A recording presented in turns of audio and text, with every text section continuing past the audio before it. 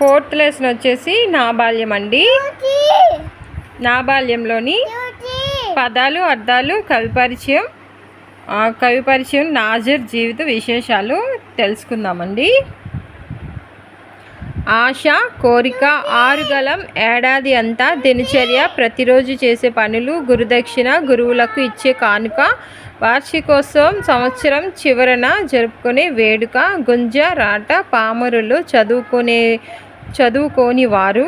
కవి పరిచయం. షేక్ నాజర్ తన జీవిత కథను తానే చెప్పుకున్నట్లుగా అంగడాల రమణమూర్తి ఆక్షీకరించారు. స్వీయ చరిత్రాత్మకమైన ఈ కథను పింజారి అని పేరు పెట్టారు.